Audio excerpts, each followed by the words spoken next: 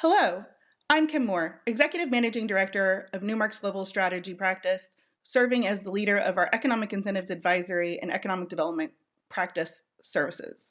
I'm located in our Dallas office, and today I have the pleasure of serving as your moderator for this fantastic panel of experts to discuss federal incentives and their impact on competitiveness. Let's get started by meeting our experts. Bob, Brooklyn, Gabriel, please introduce yourselves. Thanks, Kim. My name is Bob Hess. I'm a Vice Chairman and Managing Principal of our Global Strategy Consulting practice. I'm based in Chicago. I'm a 35-year veteran of corporate location strategy and site selection, supply chain optimization. I've been in 35 countries and over 300 engagements in my career. It's an exciting time to be in the business and looking forward to being on this panel today. Hi, everyone. My name is Brooklyn Salami, and I'm a Senior Managing Director with Newmark's Economic Incentive Advisory Practice based out of Atlanta. Hello, everyone. My name is Gabriel Dion. I'm a Managing Director in our Economic Incentives Advisory Group here at Newmark. I've joined the group here in San Francisco 4 years ago, and prior to joining Newmark, I worked in economic development and consulting. Happy to be here. Bob, you mentioned 30 years of experience in site selection. I'd like to start with you. Can you tell us a little bit about what you're seeing in the market today and how that may differ from what you've seen over the years?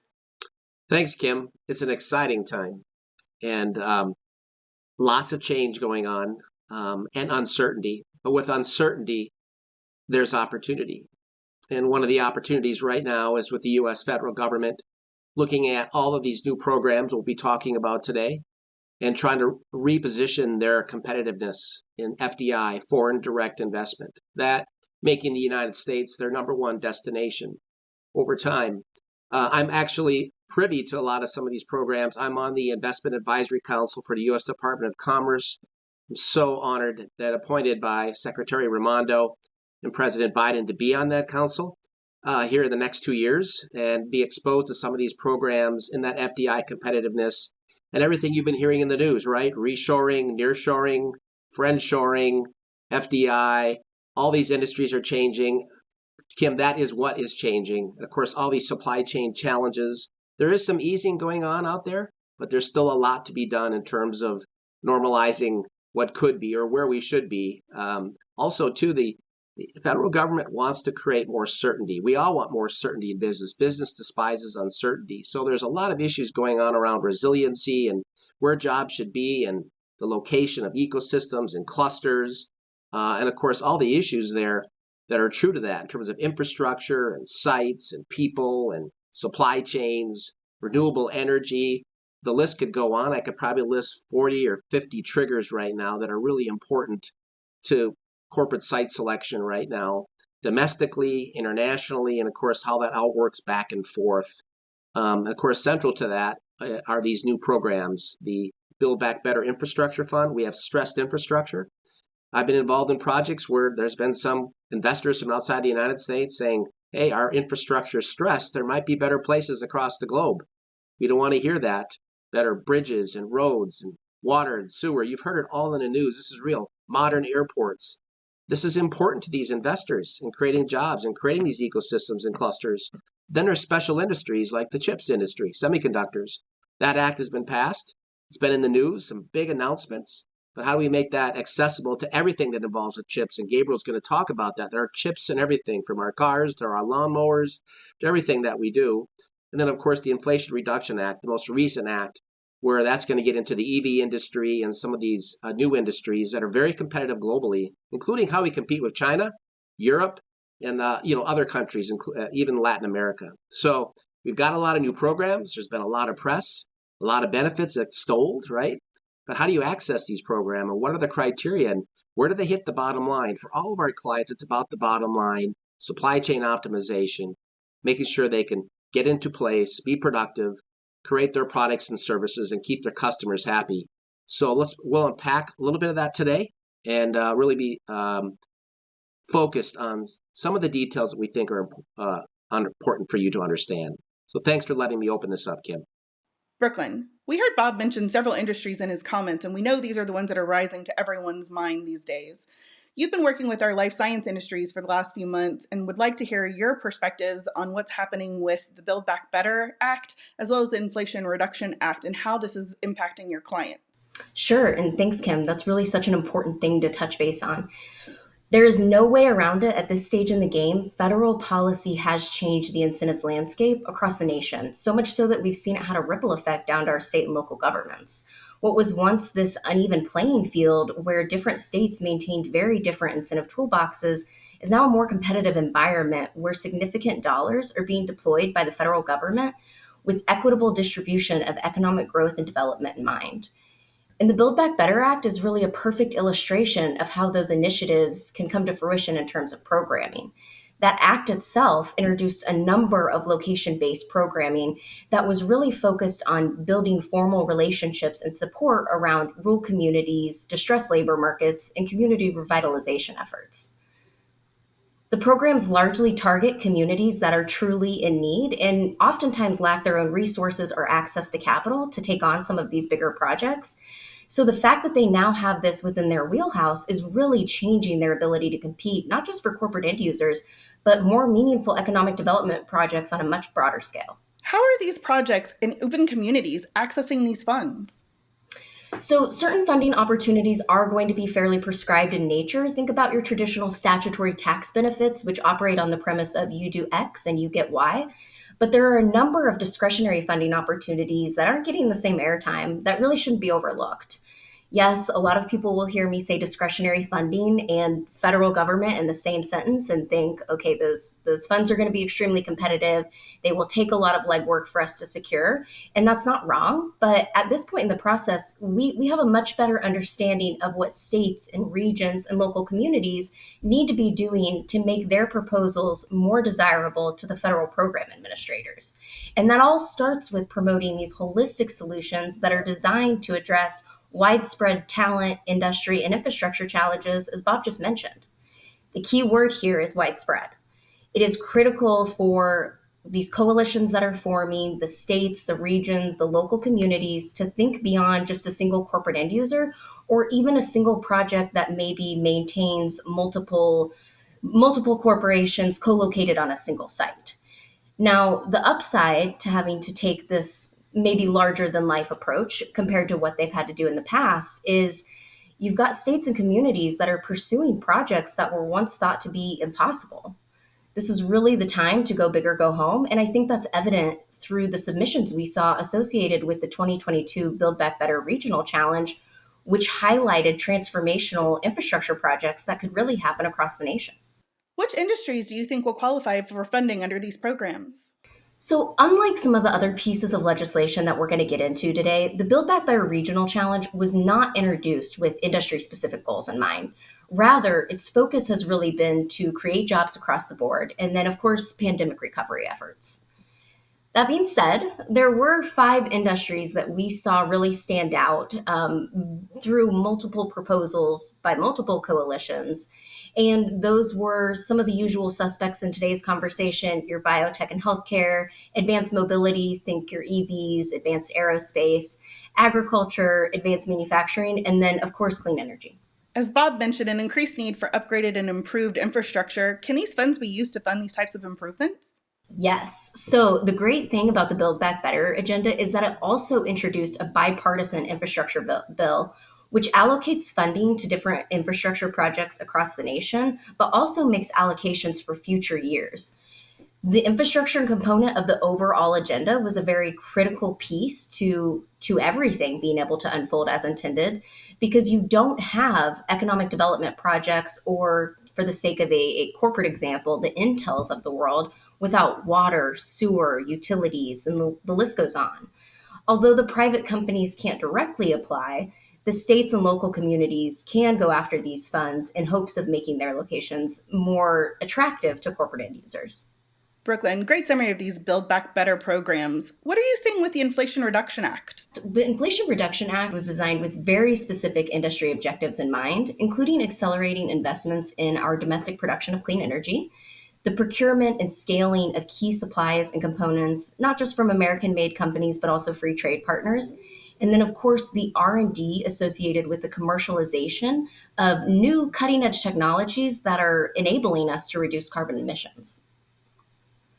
The act allocates over $390 billion in federal funding to clean energy initiatives, which are available not just to state and local governments, but also corporations and individuals, which is a little different than the last act we just discussed. You'll see a lot of these programs taking place in the form of tax credits, grants, and then even loan guarantees. Everybody's obviously interested to understand what types and levels of fundings are available. Can you let us know what kind of funding is set aside for these projects and these companies? Yes, that is so important.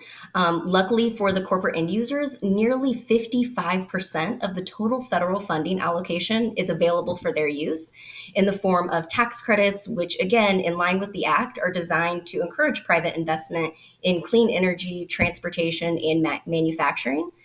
For this act, that means over $215 billion. Now, the credit amounts will vary based on the type of energy investment that's being made, the project location, American made components and supplies. So, for corporations that are pursuing these benefits, it's going to be critical for them to understand how this impacts not only their bottom line, but their business. Are there other incentives available other than tax credits? So, independent of the tax credits, is an additional $67 billion in discretionary funding that is not getting as much airtime. These funds will ultimately flow through the Environmental Protection Agency and the Department of Energy in the form of competitive grants and low interest loans. One thing that you can expect with the competitive grants is that they're likely to favor projects that benefit low income communities that are more disadvantaged.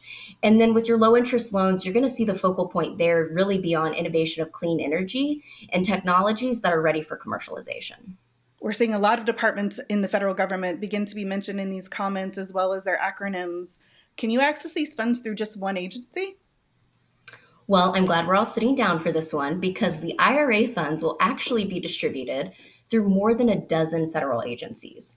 So you'll see the Treasury Department coming in and administering a majority of the funds, really due to the pervasiveness of the tax credits throughout the law. But you can expect to see other departments, as I mentioned, administering funds and establishing programs as well.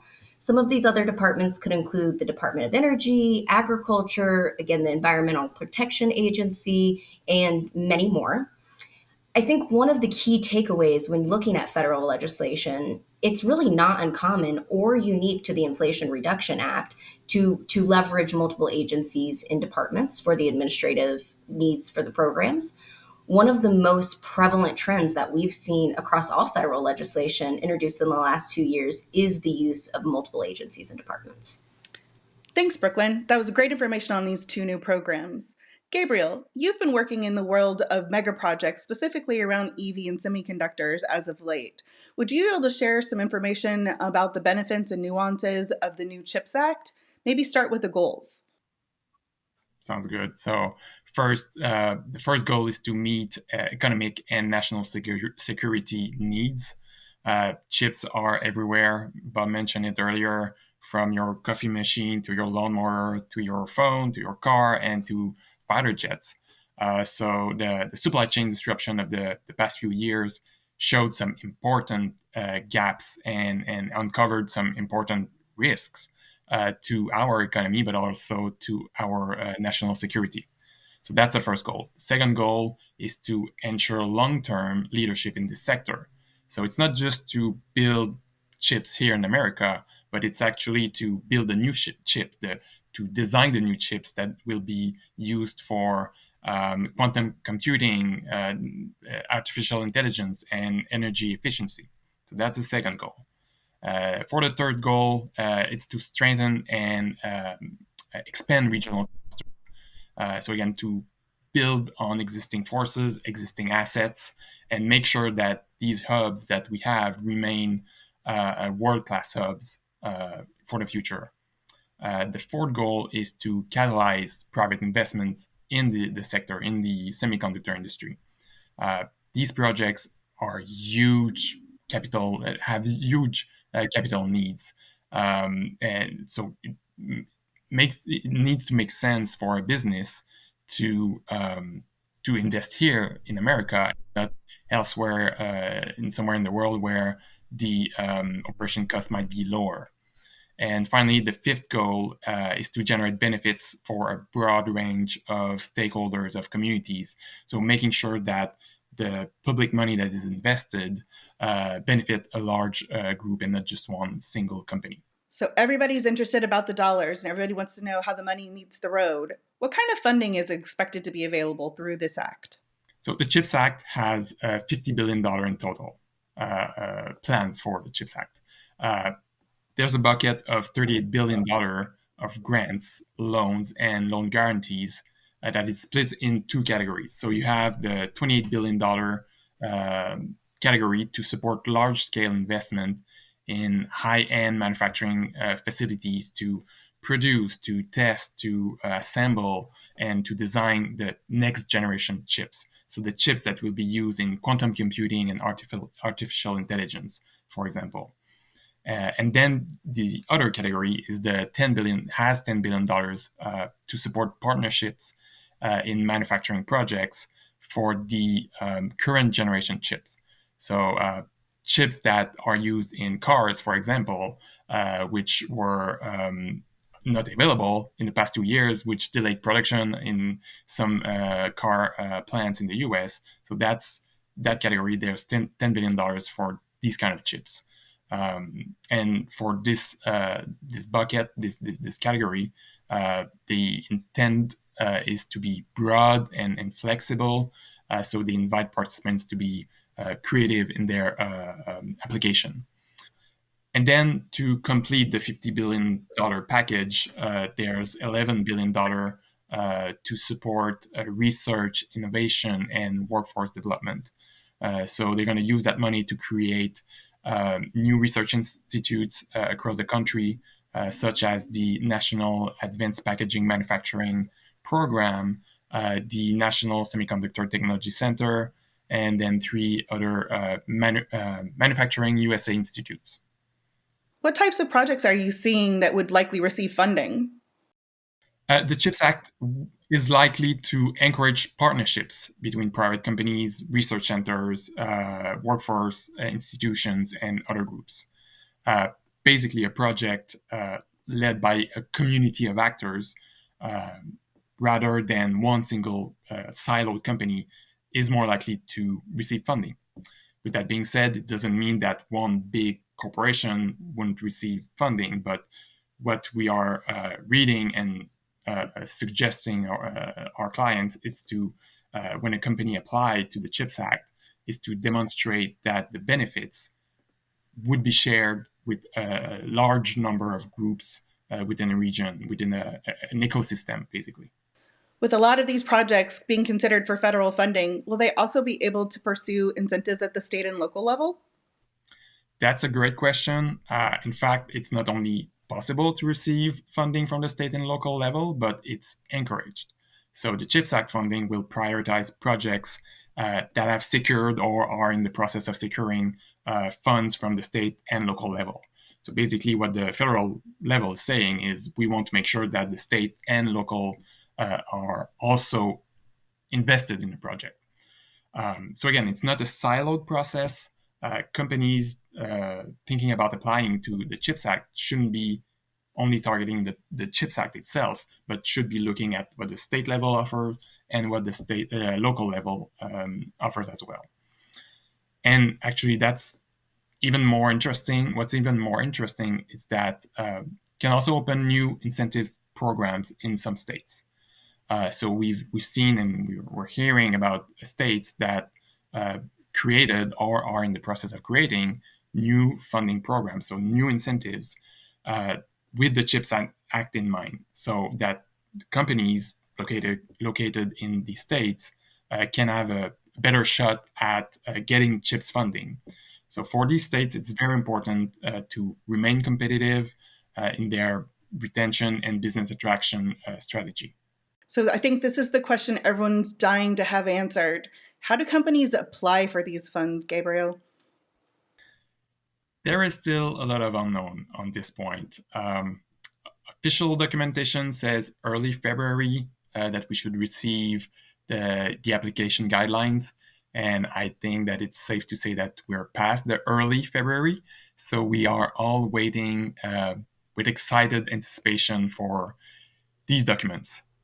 With that being said, the guidelines should tell us more on how to apply, what are the deadlines, what are the documentations needed, the different selection criteria, and the different component needed in the application, such as community partnership, minority-owned businesses as a supplier, and prevailing wages for the construction.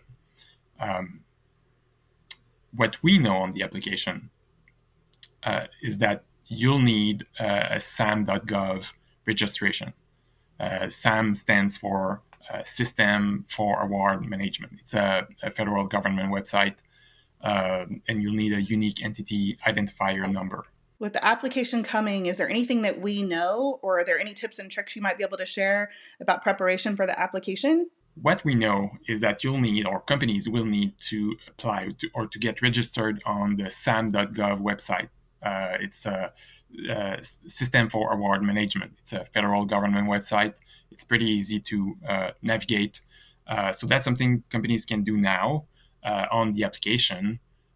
What I would say is not on the application itself, but on the strategy. They should start, if not already done, they should start doing their site selection strategy, looking at their real estate, potential sites or communities, making sure they're at the right place to make sure their project is successful in the future.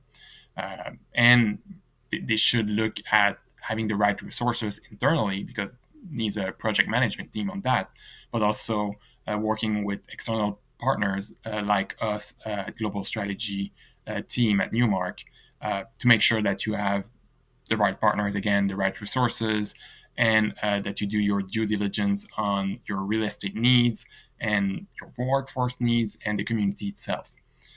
So all of that will be used to start building relationships with the communities, the workforce development groups, and the small businesses in these different communities.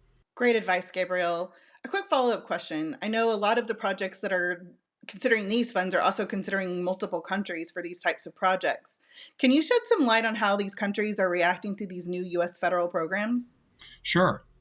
First of all, I think it's important to acknowledge that although one of the objectives of the CHIPS Act and the IRA is to bring production back to the U.S., to have a big, beautiful Made in America label on it, these industries will continue to be interconnected globally.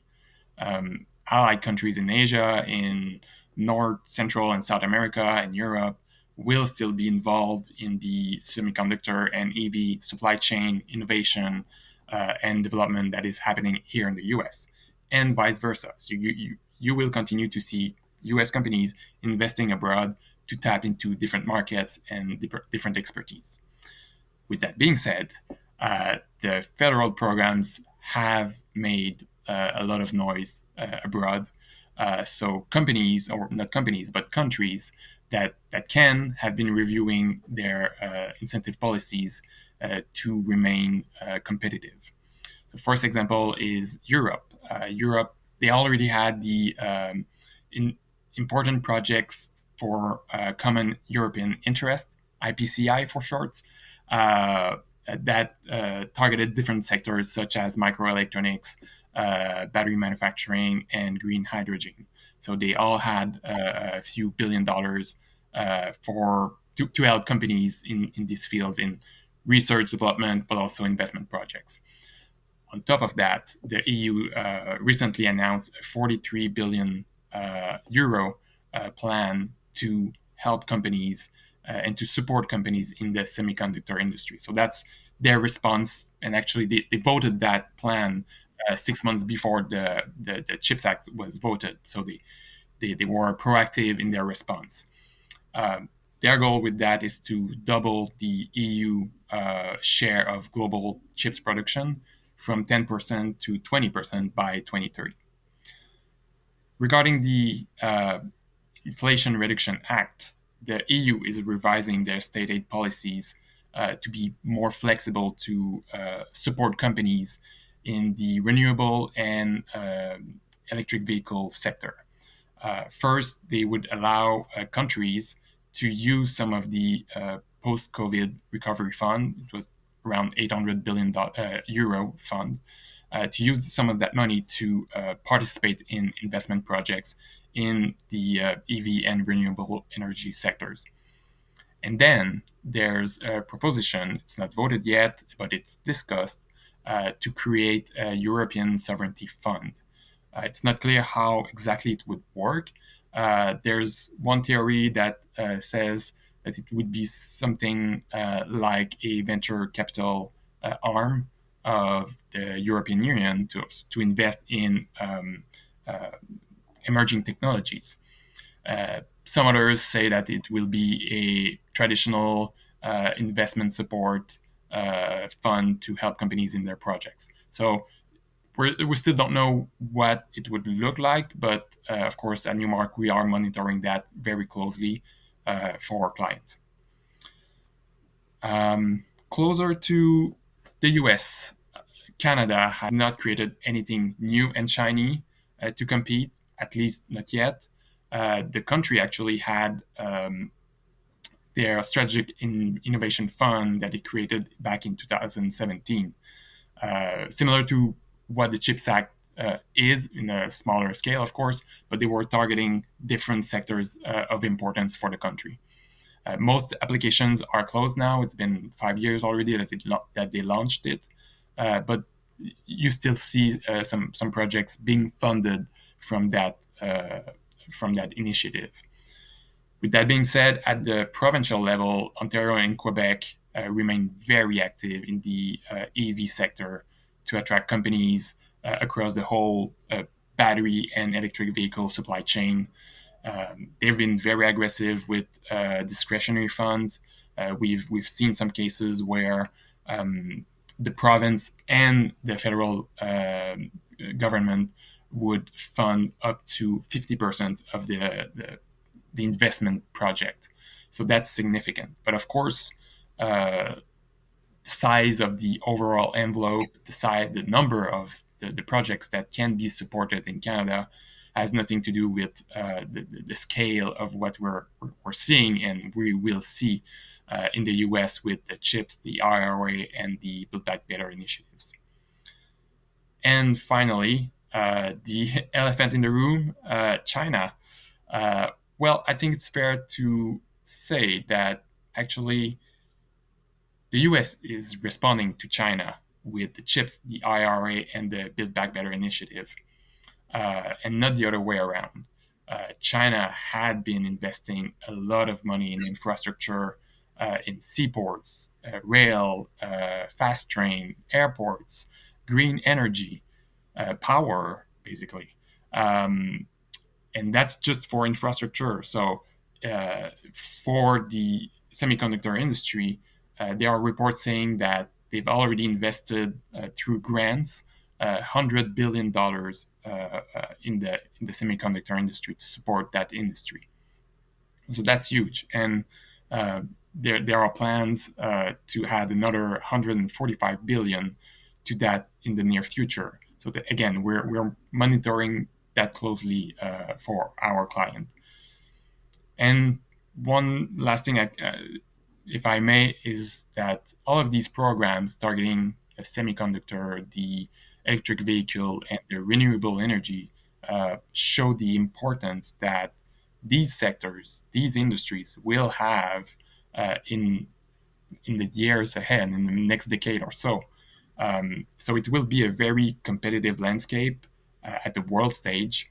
And we're lucky, and I think my colleagues will agree with me, that we're very lucky at Newmark to be able to support our clients in their projects here in the US, but also abroad in different countries around the world.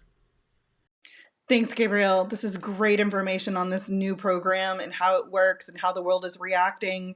Bob, I want to bring this back to you so that you can help tie this all back together and specifically speak to how this is impacting site selection and competitiveness. Thank you, Gabriel. That is a lot to unpack. Brooklyn, Kim, I think I counted the numbers there. We're talking about over $1 trillion of assistance that could be out there in some form or fashion. And of course, how do you access that? And Gabriel, speaking of supporting our clients, fresh off the press, we traveled collectively over 1 million miles last year, 400,000 personally, supporting our clients. And what are they all looking for? Location solutions, a business case that can support market access and new product technology and optimizing their footprint, foreign direct investment, all of these triggers that I talked about. Um, and it's very competitive out there. And of course, the United States against other countries. So it's about that business case, that value chain, bringing it to the bottom line. And they want solutions that work and that are risk mitigated. That's how you bring this ball back together. And I want to mention there's new variables that impact these decisions. We've been talking about the incentives. We can't forget about ESG and sustainability, diversity, equity, inclusion. All of these issues are real. To the most important issue in site selection, always will be, always has been, always again will be, no matter how far we look out, is talent, talent, talent. How do you find it? How do you source it? How do you develop it? How do you retain it? And the whole issue of skilled labor. Just think about these companies that we've been talking about. These programs address many, many issues, but what about the workforce and skilled labor and funding that, the pipeline, the community colleges, the universities?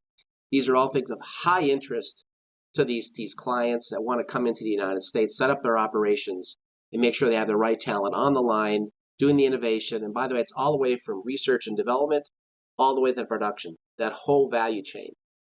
So talent, new factors. One worrisome factor is, where do you put all these operations? We have a shortage of mega sites and real estate solutions. And that's not just greenfield sites. It's a big part of it, what you hear in the news, but it's also their headquarters, research and development, labs. Brooklyn talked about the life science sector, very important, biotech, biomed, therapeutics, biologics. And then you can break down all the other sectors. In the EV sector, you've got cathode and anode plants. That's where we've been spending these 1 million miles. We've been going to these problems and listening to these companies about where they take these segments and functions within their footprints and put them in the United States or North America. Or, by the way, there are other alternatives. So this is about competitiveness, as Kim talked about. These incentives are an element of that, a very important element, and especially now that we've got some more sensitivity in our economy to cost reduction. Maybe there's a downturn. There's lots of debate out there. I choose to be optimistic because we're busy. Very, very busy, still looking at how all these programs and all these factors we talked about play into making decisions, new capital investment, and new places to operate these amazing new technologies and innovations, and these targeted industries that the federal government is looking at that we talked about. One more thing I want to mention, it's like wet cement. These programs are new, and we're watching them, we're monitoring them. So how do you access them? I mean, sure, the big projects are out there, and you've got the political connections on the larger ones, but there's got to be something for everybody here. Small and medium enterprise, urban, rural, and coalitions. I love what Brooklyn said about coalitions. Coalitions, ecosystems, and clusters, people that come together in a public-private sector will really win the day in terms of accessing these funds and making sure they move into the right operations, the right clients, and the right places. So it's a really exciting time. We're very busy, and we're hoping that somehow we can support you just like we supported those clients after we did those 1 million miles last year. So thank you for allowing us to talk about this today. Thanks, Bob, Brooklyn, Gabriel, for all of your insights and expertise. These are complicated programs and they are dispersed across multiple agencies. And as you've heard, we've done our research. We're working closely with the federal government to access these programs and to learn as quickly as we can how they are being rolled out and how we can get access to these funds for both our clients and projects.